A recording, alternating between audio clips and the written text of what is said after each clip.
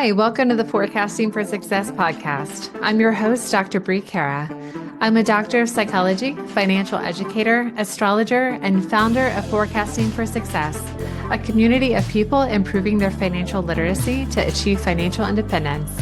I blend my expertise as a former professor and financial intelligence analyst with the tool of astrology to help break down why you are struggling with specific money habits and the best way to form more intentional responses and choices when it comes to money, especially to help you feel more secure in your financial decisions and improve your money skills for building long-term wealth. Hi, everyone. I hope everyone in the US is doing as well as they can, which is likely still too optimistic of a statement. For anyone who might be newer to the podcast, although I am a longtime astrologer and financial analyst, my doctorate of psychology is specifically being an expert in the psychology of disinformation and deepfakes. So I'm not a clinical psychologist or a therapist. I'm someone who has deeply studied propaganda and the psychology of why misinformation and disinformation is so easily believed and why it's so challenging to counter.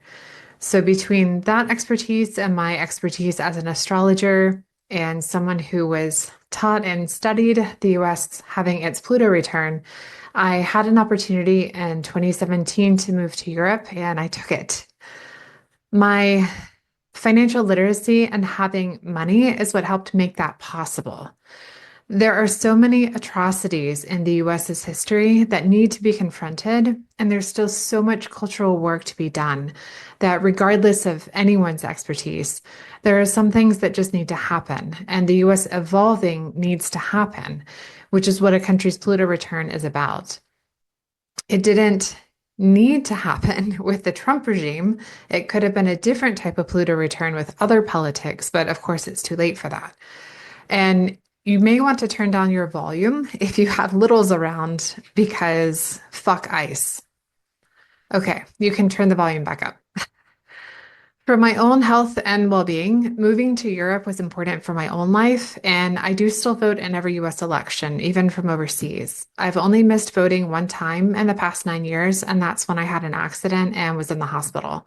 So I did miss the voting window while in recovery, but of course that's a story for a different day.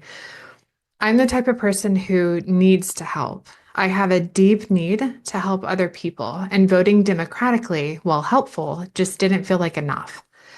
And creating some type of podcast or social media channel to talk about propaganda didn't seem useful to me since social media channels can turn off your account at a moment's notice, especially for anyone trying to speak out against dictators and regimes.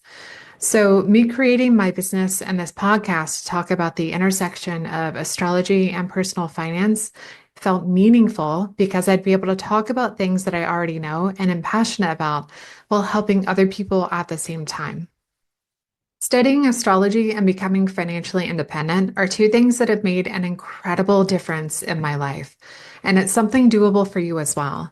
Plus, there are already amazing astrologers like Jessica Lanyadoo, for example, who far surpass my expertise when it comes to astrology and discussing humanity. She's amazing. I hope you listen to her podcast too.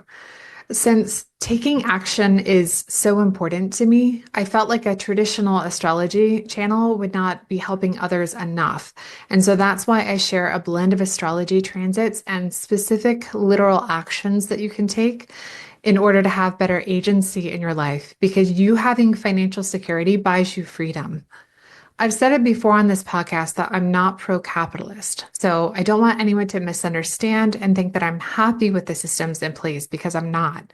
I want better systems that are equitable and non-discriminatory, but that doesn't exist yet. And it's important to me to help people right now to learn how to best manage the financial system we do have and hopefully improve their lives and their futures, because sadly, none of us can retire on hopes and dreams.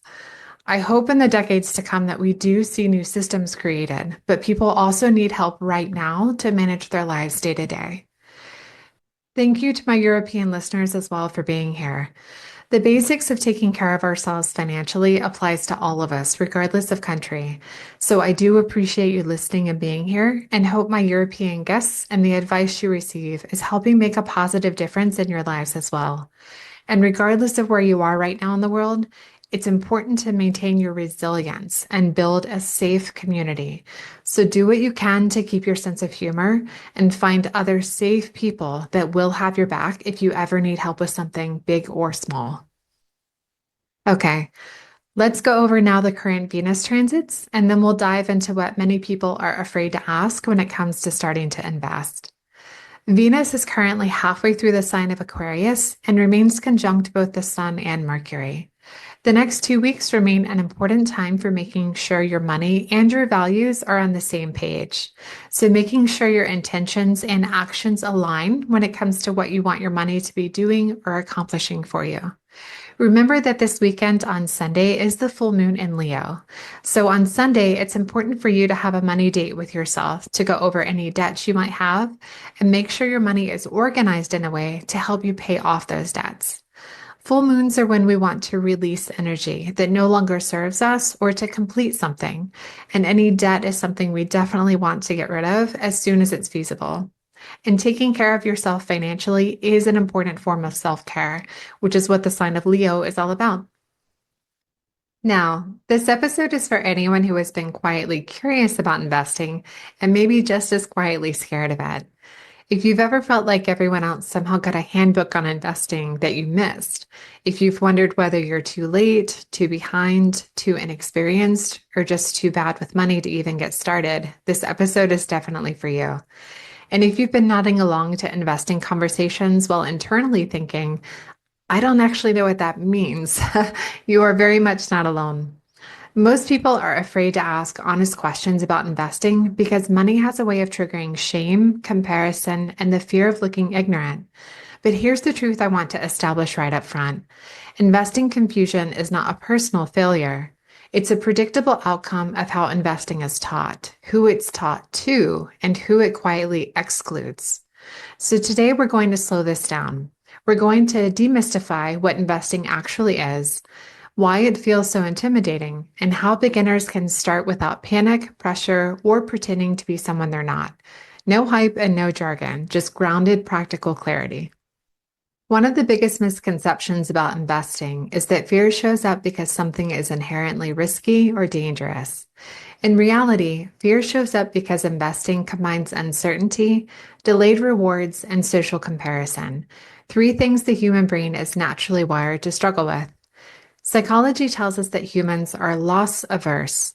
We feel the pain of losing money about twice as intensely as the pleasure of gaining it. That means even the possibility of loss can feel emotionally overwhelming, even when the long-term odds are in our favor. When people say, I know investing makes sense, but it just stresses me out, that's not irrational. That is our biology. Add to that the way investing is discussed in media. Headlines tend to amplify market crashes, bubbles, and dramatic gains or losses because fear and excitement get clicks. What rarely makes the news is the quiet, boring reality that most long-term investors build wealth through consistency, patience, and unglamorous habits over many decades. When people only see extremes, they start to associate investing with danger or with unrealistic expectations, and not with stability and genuinely building personal wealth. There's also a deep class and access component to investing fear.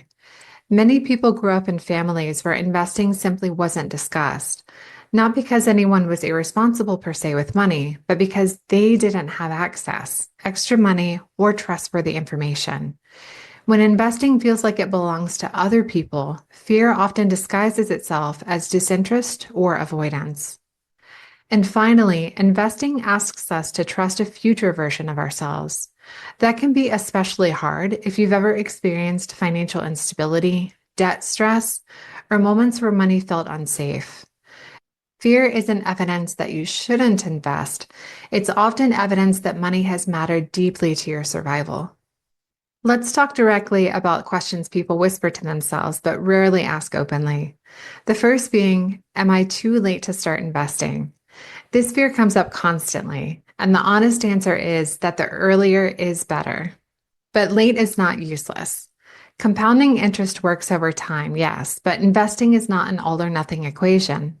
Starting at 25 looks differently than starting at 35, 45, or 55, but each starting point still benefits from growth, tax advantages, and protection against inflation.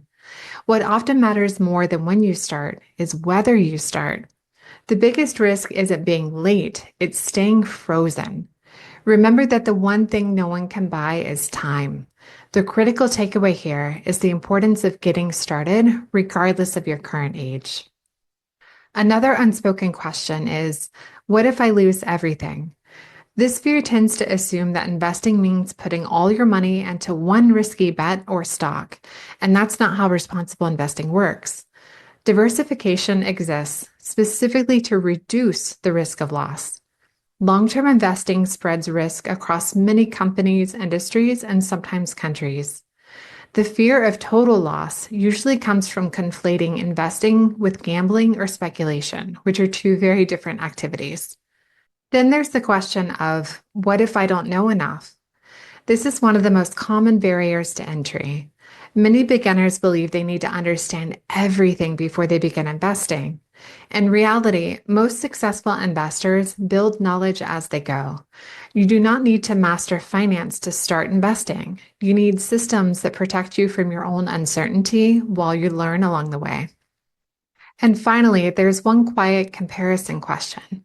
What if everyone else knows something I don't? This fear thrives in silence. Once people realize how many others feel the exact same way, shame loses its grip. Investing literacy is learned. It's not inherited, it's not intuitive, and it's not a measure of intelligence. Anyone is capable of learning how to invest and manage their own money. At its core, investing is the act of using money to participate in economic growth over time. When you invest, you are not trying to get rich overnight. You are giving your money the ability to grow alongside businesses, innovation, and productivity. Investing is not gambling. Gambling relies on chance, short-term outcomes, and repeated risk without long-term positive expectancy. Investing relies on ownership, diversification, and time. Investing is also not the same thing as saving. Saving is about preservation and liquidity, keeping money safe and easily accessible. Investing is about growth, accepting some short-term fluctuation in exchange for long-term growth. This distinction matters because many people expect saving accounts to do the work of investments, which leads to frustration when inflation quietly erodes the purchasing power of your money. Both saving and investing serve different, equally important roles in a healthy financial system. You do need both and not just one. You also do not need to be actively trading stocks to be an investor. Many beginners assume investing requires constant decisions and monitoring the stock market. In reality, the most effective strategies often involve setting things up once and letting time do the heavy lifting. Even when people understand investing logically, emotional patterns can still block progress. One of the most common is analysis paralysis. With so much information available, people convince themselves they need the quote, perfect strategy before starting. This is often masking fear and is not a lack of intelligence. The problem is that waiting for certainty in a system that involves uncertainty guarantees inaction and keeps you stuck. Another trap is emotional market timing. People naturally want to invest when things feel safe and pull back when things feel scary. Unfortunately, markets tend to reward the opposite behavior. Buying consistently over time, especially during market downturns, has historically produced better outcomes than jumping in and out of the stock market based on your emotions. There's also the belief that confidence must come before action. In reality, confidence tends to follow experience. Taking small, imperfect steps builds familiarity, and familiarity reduces fear. For many people, money stress in earlier life stages also shapes investing avoidance. If money once meant survival, investing can feel frivolous or dangerous. Recognizing this context matters because fear doesn't mean you're bad with money. It means that money has mattered to you deeply in your life and in the experiences that you've had. And getting started doesn't have to be a big dramatic act. You can begin quietly. Beginner-friendly investing prioritizes simplicity, diversification, and automation. Broad market index funds and exchange-traded funds, or ETFs, exist specifically to reduce complexity and emotional decision-making. Instead of trying to pick winners, you're participating in the overall growth of the economy at large. This is how you can set up your own investing account and automate purchasing your ETFs each month and a hands-off method to keep your investments consistent over time. Dollar cost averaging, investing in a set amount on a regular schedule, isn't just a financial strategy, it's a psychological one. It removes the pressure of timing and reduces the emotional intensity of market swings. Automating contributions helps protect you from mood-based decisions. When investing happens consistently in the background, fear has less influence over the process. Most importantly, you are allowed to start small. Remember that progress builds momentum, and momentum builds confidence. You do not need hot stock tips, influencer urgency, or constant market commentary. These inputs activate stress, comparison, and impulsive behavior, none of which will improve outcomes for building your wealth. Information overload is not the same as education. Financial education or financial literacy should make you feel calmer as it removes the unknown and not cause you to be more fearful or stressed. Protecting your nervous system is a part of investing responsibly. At its core, investing is not about outsmarting the market. It's about trusting yourself to show up consistently, even when your emotions may fluctuate. Successful investing looks boring from the outside. It looks like patience, boundaries, and long-term thinking. To get started investing or managing your own investments, it's as simple as opening a brokerage account, choosing some low expense ratio index funds or ETFs, things like VOO, VUG, or VT, and then automating money to your brokerage account to purchase these investments each month. That's it. It is that simple. Choose the amount of money that is affordable each month to invest in your future, whether that's $50 a month or $500 a month. Remember that the most important thing is to get started and not allow more time to go by while fear holds you back. Your future self will thank you. If today's episode resonated with you, especially if you recognize yourself in the emotional patterns we've discussed, I want to offer you a next step that doesn't require guesswork or pressure. I invite you to take my free financial personality quiz, which helps you understand how you naturally think, feel, and behave around money, and gives you a personalized step-by-step money plan tailored to where you are right now. Investing becomes far more sustainable when your strategy actually aligns with you. You'll find the link in the show notes. Next week, we're continuing this conversation by exploring how to make your money decisions work together. So saving, investing, and spending all support the life you're actively living and not just the future you're planning for. Until then, remember that clarity builds confidence and confidence grows with patience. You've got this, and you don't have to figure it out alone. Thank you for spending this time with me today, and I'll see you next Friday. I want to thank you so much for joining me this week on Forecasting for Success and let you know that you can read the transcript for each podcast episode on my website, which is linked below in the show notes. I've also included the link to send me your money questions if you'd like to be a guest on the podcast at forecastingforsuccess.com/podcast. And if you're ready to get started on improving your financial literacy and developing your own personalized money plan, I encourage you to join my Forecasting for Success community, where I teach you everything you need to know about budgeting, how to choose your retirement number, how to invest in the stock market, and so much more. I go live in the community each month to check in on your progress and help answer any questions you may have.